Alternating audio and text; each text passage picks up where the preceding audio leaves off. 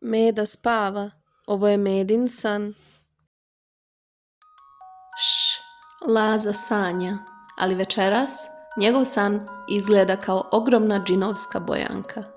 Sve oko njega je belo, sa crnim linijama. Belo sunce, belo drveće, beli cvetovi. Čeka se samo neko da oboji ovaj svet. Odjednom, Laza je ispred sebe video veliku kutiju sa ogromnim bojicama. Odmah je potrčao. Hteo je da oboji sve, sad i odmah. Jupi, obojit ću sve za sekund. Laza je grubo zgrabio crvenu bojicu i počeo grubo da šara po jednoj jabuci na drvetu. Nije pazio na linije, a onda se naljutio jer jabuka nije izgledala lepo. Bacio je crvenu bojicu i zgrabio plavu da oboji nebo. Glupa bojica, ništa ne radi kako treba. Ti budi plavo nebo, odmah. Počeo je besno da šara nebo. Ali umjesto lepog plavog neba, iznad Laze se stvorio ogroman tamni oblak.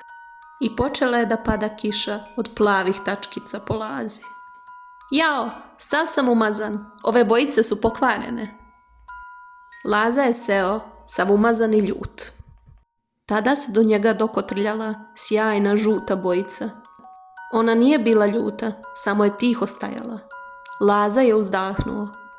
Shvatio je da vikanje i grubost samo prave nered.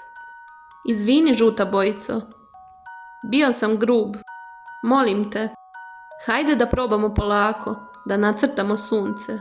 Nežno, obećavam. Laza je uzeo bojicu polako i počeo da boji krug na nebu. Čudo se desilo. Kako je Laza bio nežan i strpljiv, žuta bojica je počela da sija, a na nebu se pojavilo savršeno toplo sunce. Ovo je predivno. Hvala ti, žuta bojico. Sada razumem. Kada sam grub, crtež je ružna škrabotina. Ali kada sam nežan i kažem molim, crtež postaje magija. I tako je Laza do kraja sna, nežno i polako, obojio celu šumu, govoreći hvala svakoj bojici. Njegov san je postao najlepša slika na svetu.